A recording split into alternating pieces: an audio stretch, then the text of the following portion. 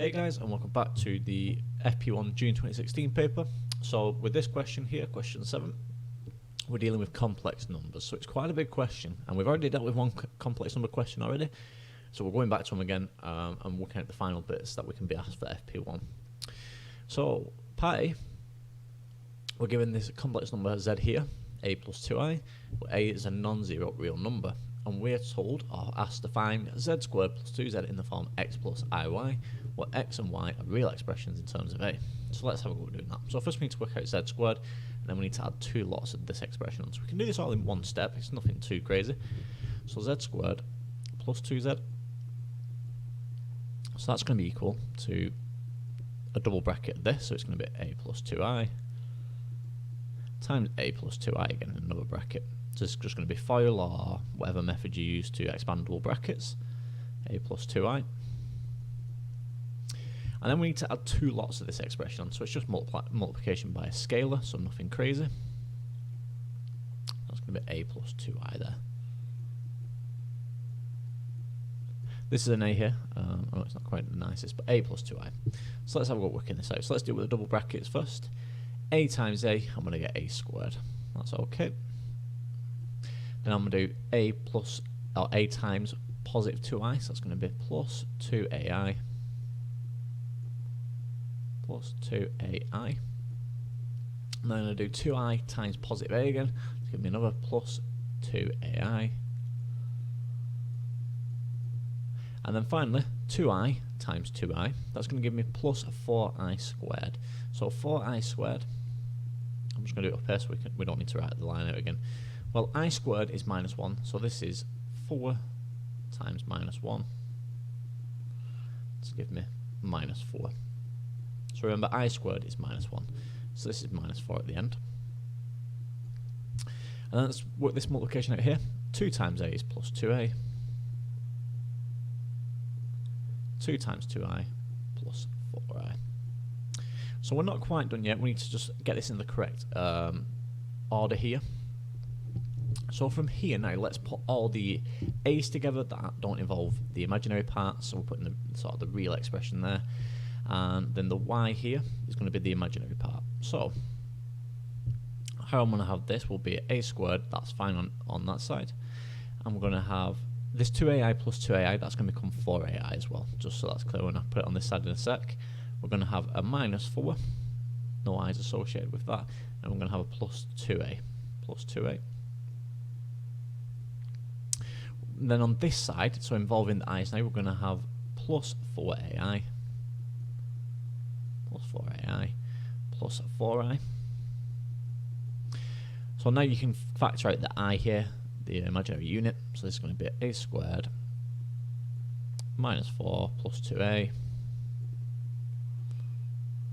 plus I lots of 4a plus 4. 4a plus 4. And there we go. So this is your x part here. This is your y part here. So that's part A done, 4 marks already. And then part B, we're given that z squared plus 2z is real. So we're told that this expression here is real. Now, for this to be real, what that means is that the imaginary component here must be equal to 0, right? If it's real, there's no imaginary component with it. So what that means is that this bit in the bracket here, 4a plus 4, is equal to 0. So we're just finding the value of a. And this is the reason why it's only 1 mark, it's dead quick. So 4a plus 4 is equal to 0. So solving that, that's just going to give us that a is equal to minus 1. If you take the 4 across, it'll give you minus 4 divided by 4. We get a is minus 1. So that's that done. C, I'm going to kind of do together with part D. So the way I'm going to do this is by setting up an Argand diagram straight away. So what I'm going to do is I'm going to do my Argand diagram over here. Now again, it's just a sketch, doesn't have to be perfect. Again, it does say do it on a single Argand diagram though, with the origin O. So this is my origin O here. Now I'm not going to be able to do this bit just yet, because I need to work out the modulus and argument first. So let's do part C. But to do part C, I'm going to use this fact that we know A is equal to minus 1. So now Z is equal to minus 1 plus 2i, right? Minus 1 plus 2i. So if I plot that on this Argand diagram, we're going to go 1 unit to the left. By the way, put in your title, so this is the real component, and this is your imaginary component, the y-axis here normally. So we're going to go 1 unit to the left, and we're going to go up 2. So we'll pull that point there. We'll call it there. That's Z, and that is the point P here. P matches with Z, so this is the point P straight away. So this is the point P, and how do you work out the modulus of this first? Well, you're just going to square each of these, and then take the square root. So if I do it over here, that's going to be equal to -1 squared, so that's 1, plus 2 squared, it's going to be 4. So what's the square root of 1 plus 4? That's going to give me the square root of 5.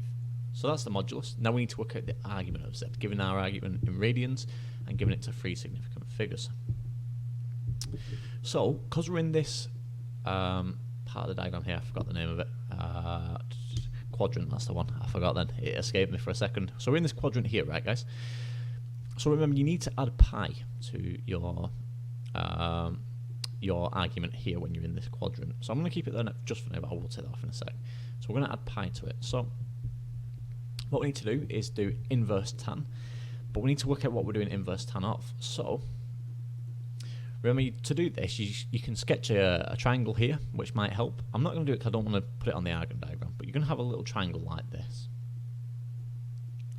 So you have a right angle there, you'll have your angle here, right?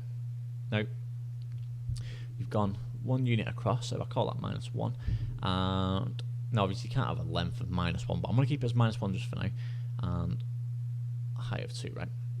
So when you do this then, you're doing the opposite over the adjacent, which is then how you work out what the ratio will be. So it's 2 divided by -1. So what we're going to do for the argument, so argz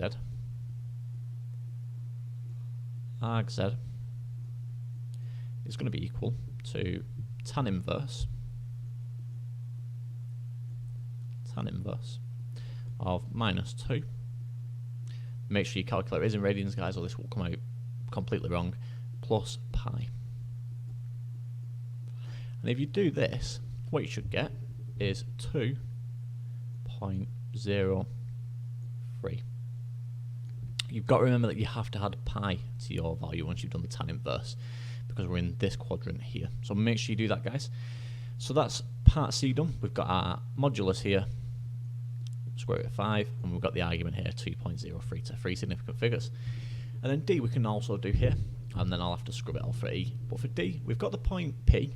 Now we need to work out the point Q and the points R. So the point Q is just Z squared. So these are respectively, so Z squared is Q. So how do we work out Z squared? Well, Z squared is just what would we get when we did the first part of this expression here. So the Z squared was A squared plus 4AI minus 4. So Z squared, I'll do it down here, is A squared plus 4AI minus 4. Now what do we get when A is -1? So that's going to be -1 squared, so that's going to give me -1 squared, so that's 1 plus 4 lots of -1i, so -4i minus 4i minus 4. So what I'm actually going to get there is -3 minus 4i. So -3 minus 4i, so that's my next point on the Argand diagram. So if we go 3 to the left and then go down 4, we can call it here. That's my next point, so that's the point Q. And then finally, let's work out the point, is it R? Yeah, point R, which is Z squared plus 2Z. So this is the nice one now. This is just going to be the A squared minus 4 plus 2A, because we know this is real. Z squared plus 2Z is real, so there's no imaginary component with it. So let's just substitute -1 into here.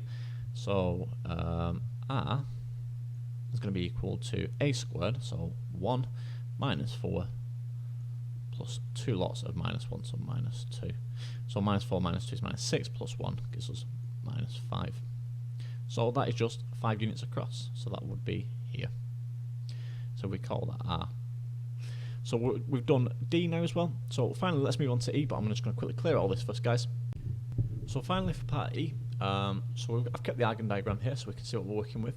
We have to describe fully the geometrical relationship between the line segments OP. So if this is my origin here, this is this line here, OP. So that's that line. And the line segment QR, so that's this line here. So we've got to compare these two lines, right? So the first thing we can know is that these lines are parallel, which you can check by even if you was to compare the gradient, if you was to work out the gradient between PO and RQ or QR, if you was to work out the gradient of both of them, you'd find they're the same. And it looks pretty clear from the graph. I know this isn't a perfect sketch of an Argand diagram, but you can see that they do look parallel. So you need to work out the gradient or, figure out that they're parallel. And the other point to note is that the line segment QR is two lots of OP. So the parallel is the first point, parallel. And then finally, the last point to note is that, that's parallel by the way, not parallel. And then finally, the last thing to note is that the line segment here, QR, is two times or two lots of OP. So QR is two lots of OP. And that's it. And you can double check that by putting out the coordinates, working out the length of the lines, by finding the magnitude and comparing them. So there's nothing much to that. It's just a bit of analysis looking at the lines. Can you figure out what's going on? But that's question 7 done, guys. Hope it was okay.